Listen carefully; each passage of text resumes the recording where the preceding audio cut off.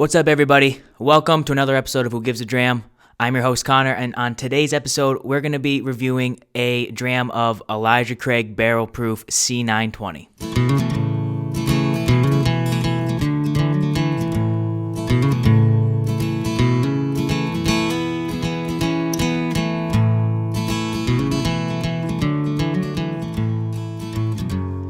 Hey, everybody. Welcome to another week of Who Gives a Dram. I hope everyone had a good weekend. Happy Mother's Day. Happy late Mother's Day to all the moms out there, especially to my mom, even though this is coming out on Wednesday. We had a good Mother's Day, and I hope all of you guys did as well. And also want to give a quick shout out to Kale, my brother. Happy birthday to Kale. Had a good weekend celebrating both my mom and my brother. And I hope you guys had a great weekend as well. Before we get into the podcast, I quickly want to mention Snoot Glass to you guys, the glasses that I drink my whiskey out of here. If you enjoy these glasses and you want a pair of your own, go to www.snootglass.com, put in the promo code WGAD20 for 20% off your entire order. Also want to give a quick shout out to the Grapevine Media, www.thegrapevinemedia.com. Visit them out. They bring you this podcast, or we bring you this podcast through the Grapevine Media. And also, I'd be remiss to say, make sure you're subscribed on YouTube, Apple Podcasts, Spotify, on YouTube. Like, comment, subscribe, and follow my Instagram at WhoGivesADram. So, with all that stuff out of the way, we've got another Elijah Craig product here that I'm really excited to drink because the last two Elijah Craigs have been fantastic, with a 9.0 and a 9.1 respectively for Elijah Craig Small Batch and then Elijah Craig Barrel Proof A121. I loved both of the later installments of the Barrel Proof that Elijah Craig came out with last year. So this is going to be awesome. I can't wait to give this whiskey a proper review here on the channel. And I was looking through a lot of other reviews leading up to this episode that other YouTubers and whiskey people in the whiskey community have said, and it's every single review has been positive. And I feel like that's kind of hard to do nowadays because there are so many people who are drinking whiskey now, which explains the allocation of certain bottles and the secondary pricing market. You know, when the demand is there and the supply is not, you have to raise the pricing. And although a lot of people, including myself, critique certain, whether it be store owners or restaurant owners or whatever, for charging ridiculous pricing for bourbons, I mean, the truth of the matter is there are people out there that will pay it. There are people out there that will pay $300 for an old Weller Antique, or a Weller Antique 107, I should say. And the liquor store owner or whoever is selling it is going to make a lot of money off that bottle. So I guess part of me wants to say you can't knock the hustle, but at the same time, like, those people suck for all of us who are really committed and passionate about whiskey. So with so many more people in the bourbon community, more specifically, there are lots of reviews coming out. A lot of podcasts like my own have been released, and especially during this Corona pandemic, it's all been a lot of whiskey has been consumed. Let's put it that way. Not just on my end, but around the world, really, with all the whiskey podcasts that are out now.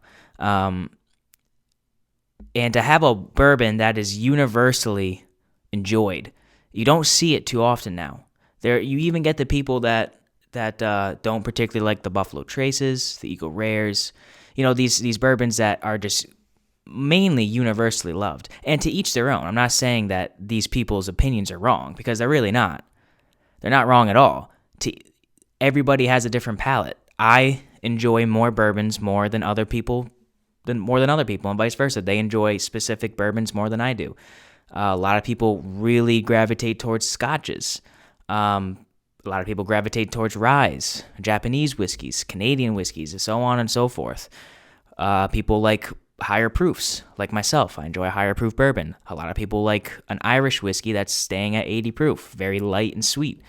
A lot of people love the smoky Islay Scotches. So it all goes on and on and on. But the matter of the point of the story or this of what I'm saying is Elijah Craig C920, from what I can tell, has been universally enjoyed. And that is very impressive for a bourbon in this day and age. So I'm excited to actually try it. I received this bottle. This was also from my buddy Adam. I've mentioned Adam a few times on my podcast. Good friend of mine, good friend of the show's. He traded me this bottle for a Booker's Granny Batch, which we've reviewed on the podcast. I don't remember what rating I gave it, but I wasn't the biggest fan of it. He gave me this. We traded a C920. I traded him a Granny's Batch for this C920. And, Elijah Craig Barrel Proof is one of my favorite whiskeys. I've got so many good memories. It's one of the first whiskeys that really blew me away in terms of just complex flavors and taste notes and picking up a lot of things that I didn't understand at the time, and I probably still won't understand now. But that's the beauty about tasting whiskey is every person is so different that everyone's going to taste something different. The websites and the companies can give you a model to follow as to what they think you should taste, but as we've realized a lot on this podcast, when I compare what I'm supposed to taste with what the website tells me to taste, it's usually never, well, sometimes it's the same, but a lot of times they say you should taste something that I don't get, or vice versa. I taste something that they don't say. So everybody's palate is different. Everybody's tasting is different. But this C920 is universally loved. So a little bit, this is the same. The barrel proof, we went over the barrel proof last week on last week's episode. It's really the same thing. It's the same premise, really. I mean, this is bottled straight from the barrel. This is as close as these barrel proof bourbons from Elijah Craig are as close you can get to going to Elijah Craig's warehouse, opening up a barrel, pouring a dram, and sipping it. This is the closest you're going to get. So with that being said, there's a lot of different universal tasting notes per batch. And it is, most people like the last batch is better. So the C920, as we went over last year, the C is the third batch.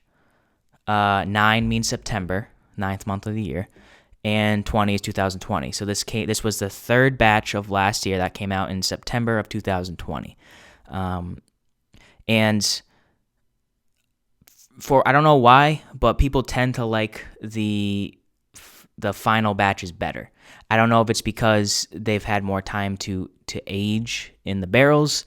I don't know if it's I don't know if Elijah Craig takes certain batches from certain areas in their warehouses, which does play a difference into what you're going to taste in a whiskey. Whether, if the barrel is placed higher up, heat rises, so a lot more whiskey can evaporate, causing a different flavor in contrast with the barrel. Whereas if it's stored in a cooler part of the warehouse, not as much is going to evaporate. It might pull different flavors from that barrel. It could pull more flavor from the original mash bill rather than getting influence from the oak. I could go into an entire episode about barrel placement in warehouses and how it affects the taste. It's very, very interesting. And if that's something that interests you, I mean, I would definitely recommend Googling it and really reading about the different placements of barrels and how it affects the taste of the whiskey, because it truly is fascinating. But without further ado, I mean, I've talked. This is the same as last week. This is the same as last week's episode. If you follow along, we did A121 last week. We're going into C920 this week. I'm going to pour this open so we can get some smells. Pour it into my snoot glass here.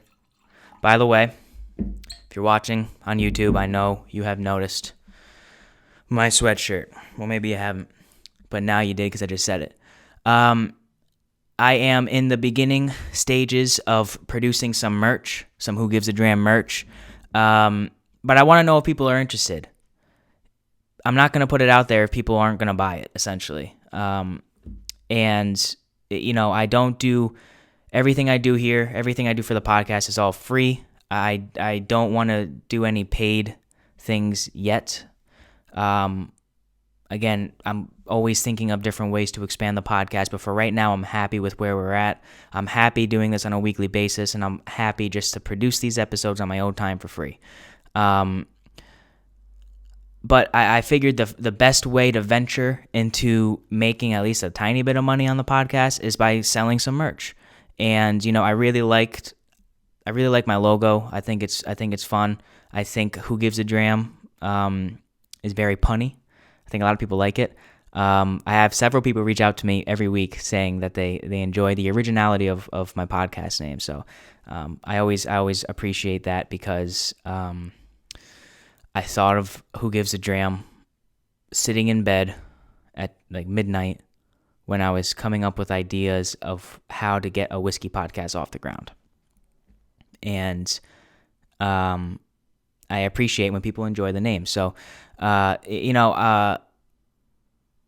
not really too sure how I'm going to do it. Right now, I'm doing sweatshirts because I feel like sweatshirts are just universally worn all the time. I know the warmer weather is coming, at least where I am, and t-shirts might be a little bit more appropriate, but, you still wear a sweatshirt at night for the most part. You're still wearing a sweatshirt, I would say, most of the year, if you're from New England. If you're not from New England, I don't know. I'm speaking for New England.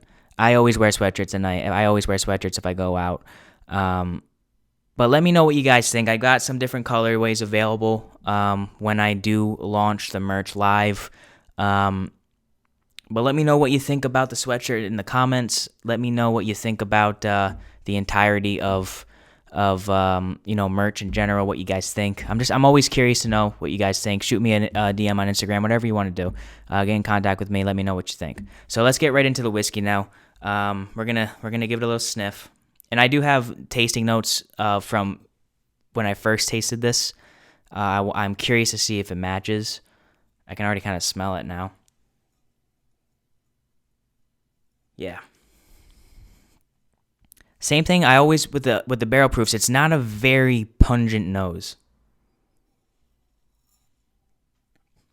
It's obviously spicy. It's barrel proof. It's high proof. It's gonna be spicy. The main note I get is cherry. Lots of cherry on this. Cherry. It's very, and I'm agreeing with my nose from the past. This is cherry vanilla Coke. It is exactly what I get on the nose of Elijah Craig Barrel Proof C920. It's got that fruit, that cherry fruit, but it's also very sweet, especially for a barrel proof. And there's also a hint of like a tobacco that I get. A little bit like that tobacco sweetness. I get that oak in there as well. Very backwards on the nose. Front coming up on the front end is definitely that cherry vanilla Coke, man. A very, very nice smell. It's a little bit different than the A121. The A121, I got a bit of a deeper sweetness, a butterscotch caramel. This I'm getting more of a not a synthetic, but like a soda, like a pop. As if I was in the 1950s, a soda pop. That's what I get with this cherry vanilla Coke. If you think about cherry vanilla Coke, how it smells to you, that's exactly what I'm smelling right now, and it's very nice. I also want to note that Elijah Craig Barrel Proof MSRP's at $60. I say it's between $60 and $70. Again, going to play a huge role in the final rating that I give this. Yeah. This is very nice. Very nice. I want to drink it. We're going to drink it now. Cheers, you guys. Thanks for another week. Thanks for joining. And thanks for drinking whiskey with me if you are. If you're not, hopefully you're drinking whiskey later.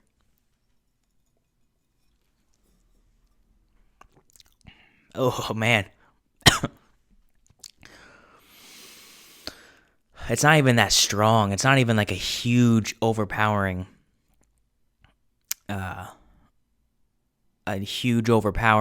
taste to it. It's just so goddamn good. I apologize for coughing in the mic. If you're wearing headphones, I'm sorry. So goddamn good. Oh, man. How do I even begin? Really, how do I even begin? Again, very forward sweetness. I'm getting a bit more oak on the taste on the taste than I did on the smell. Much spicier on the taste. A very forward cinnamon spice. Cherry, vanilla, and cinnamon are probably the three that are first coming to my mind. Again, a little bit of that tobacco, a little bit of that oak, which you get with most bourbons. But cherry, vanilla, cinnamon forward. This is fantastic, man.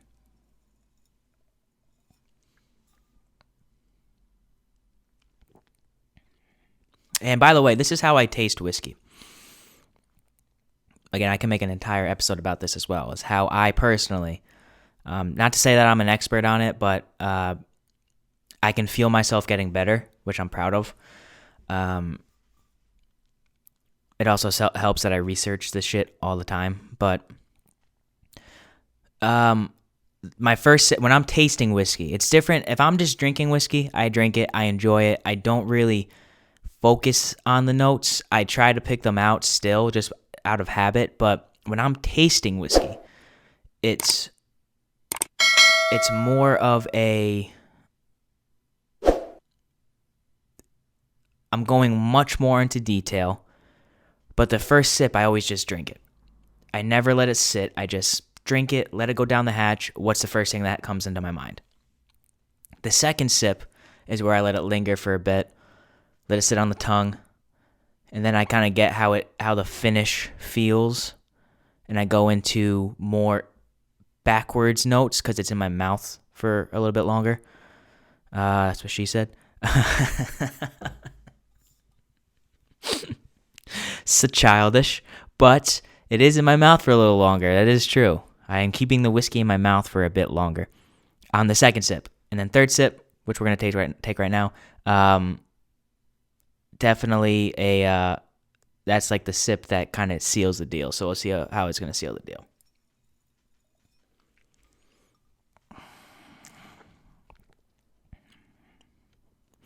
Yep. All right. Ooh, a bit spicier. A bit spicier on the back end there. Nothing wrong with that. Yeah. My final notes are gonna be cherry vanilla. Cherry vanilla cinnamon on the taste, and and cherry vanilla, mainly cherry vanilla with a little bit of tobacco and oak on the nose. But we are gonna go and see what we're supposed to taste on Google. For sure should have had this set up.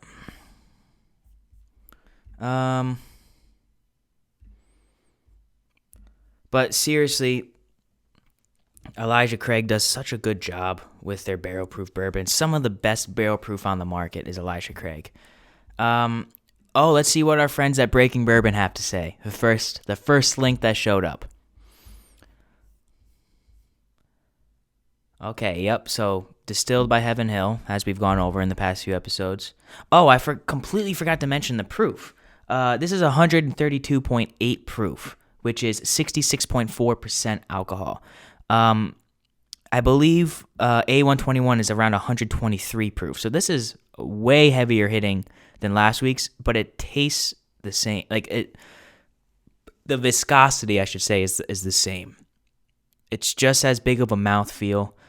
In other words, it doesn't taste like it's as high proof as it is. All right, so this is what Breaking Bourbon says we should nose. Cherry, orange marmalade, allspice, fresh dough, and thick oak. Cherry was the first one they said. I picked that one up very, very quick. Orange marmalade, I guess that goes along with the fruity. Allspice, don't really know what that is. Fresh dough, not really.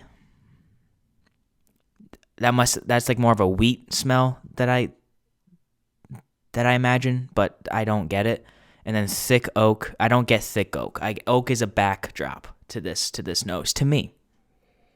And on the palate, they say black cherry, rich oak, dark brown sugar, white pepper, cocoa powder. Where we are on the same wavelength. I am on the same wavelength as Breaking Bourbon on that. Cherry, vanilla. They don't have vanilla in there at all. A little bit of oak, dark brown sugar, and cocoa powder. I think that's that cinnamon. Like that's like a sweeter baking spice. I've correlated more a little bit with cinnamon. I don't know why. I just do. White pepper. I don't know what white pepper tastes like. The finish, leather, dark chocolate, toasted walnut, sugary oak, and long. Yes, I forgot to mention this is a big, long, spicy finish. I did write down leather in my previous tasting notes. I actually wrote down big, long spice leather. So I agree with the leather. Leather is kind of a weird note to pick up because obviously you don't eat leather. You're thinking of more of how leather smells, and then you correlate that with your taste buds. So that's why like a lot of the times I say, dude, this tastes exactly like so and so, or this tastes like how blank smells. Like I think a few weeks ago I said fresh cut grass or an earthy note. I might even said that on last week. I don't exactly remember. But obviously you're not eating that stuff. It's just how it smells, and then it's all connected. It's all connected through your sinuses, your taste buds, your smelling senses. It's all one. It's all in your head. But yeah, if we're gonna get into a grading, this is this is the best Elijah Craig that I've had so far on the podcast. To the best of my memory, I think B520 is what it was my favorite pour, and we're going to do that next week. And then after that, at some point, we're going to do a blind test with all three that I have. Maybe four, if I'm able to find the what I'm assuming is going to be the B521. If I can find that coming up, we can actually Google that while we're on the podcast here. The beauty of Google, and we will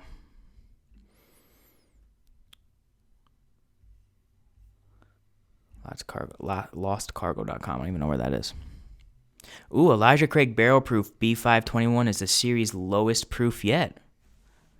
Interesting. 118.2 proof. I want to taste that with Old Forester 1920. Wonder how that matches up. When is this coming out? I don't want to have too much dead space on the live on the air here. It looks like you can buy it. Nope, don't want to go there. Distiller.com. Can you buy it? No. I would assume it's coming out this year. I mean, this month. I don't know. Paste Magazine has a review. B521. So it's coming out sometime this month. Anyways, B520, I remember, I think, was my favorite. One of my favorite pours of all time. Now, I'm going to do an episode soon about my favorite pours. I'm still compiling a list, but I am thinking about it. But if I'm going to grade this, C920, Elijah Craig Barrel Proof C920, cherry vanilla Coke on the nose over anything else, bit of tobacco and oak. Get that translated into the taste, very nice. A little bit more of a cinnamon on the taste, on the palate as well. Big, long, spicy leather finish for $60 to $70. I'm going to say that this is a 9.2. So there's the official rating for Elijah Craig Barrel Proof C920. 9.2. It's got to be one of the highest rated whiskeys we've done yet on the podcast. If you find this, buy it. I'd buy this for $80, maybe even $85. This is a whiskey you want to have on your shelf. This is a whiskey that is superb. It's seriously one of my favorite whiskeys that I have in my collection, and it's something that I'm always gonna buy the Elijah Craig Barrel Proofs because of the success. Not the success, but how much I've loved every single pour that I've had from them. So, with that being said, we're going to close out the podcast. Thank you guys so much for tuning in. I appreciate you guys listening every single week. It really means a lot to me. Follow the podcast on Instagram at Who Gives a Dram. Make sure you're subscribed on YouTube, Apple Podcasts, Spotify, wherever else you listen to your podcasts on. On YouTube, make sure you like, comment, and subscribe as well. Or like and comment because I like to hear from you guys. Shoot me a DM on Instagram. I want to hear more from the people that are listening to this podcast. And, just see what you guys think. Let me know what you think about the merch. Shout out to Snoot Glass. It's www.snootglass.com. Promo code WG8020 for 20% off your entire order. And shout out to The Grapevine Media. Go check them out, www.thegrapevinemedia.com. That's going to do it here from me. I'm going to enjoy the rest of my night. Thank you guys again so much for tuning in. I will see you guys next week. And next week, I'm telling you right now, we're doing the last barrel proof that I have in my possession, Elijah Craig Barrel Proof B520. I'm very excited to do it. Thank you guys again. Take care. Up in New England, that girl sure loved me. We got together and brought things to life. I did buy her a pretty new diamond, and asked that sweet woman if she'd be my wife.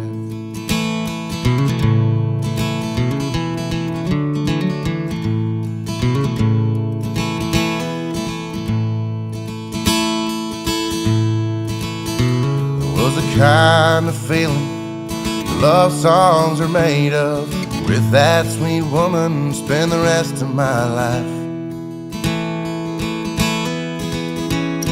She came along, I was hurting, but at the end of my tunnel I saw no light.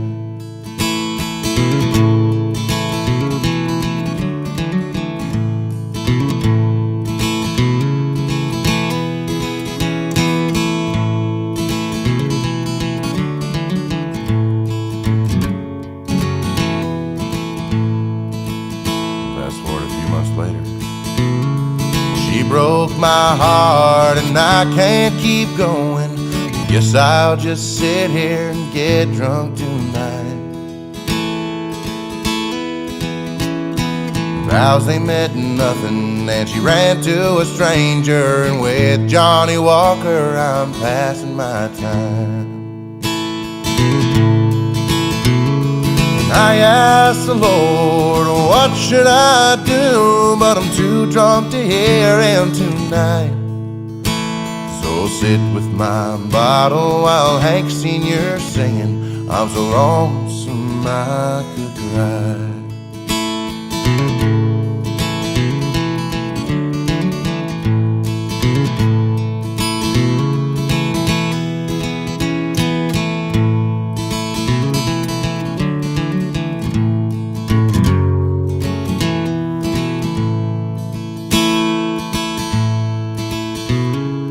She gave me back that pretty new diamond and broke my heart a second time. But I got the last laugh when I pawned off her ring, 'cause I bought me a dime bag and a case of Coors Light. I asked the Lord, oh, what should I do? But I'm too drunk to hear him tonight. So sit with my bottle while Hank Sr. singing, I'm so lonesome I could cry. So sit with my bottle while Hank Sr. singing, I'm so lonesome I could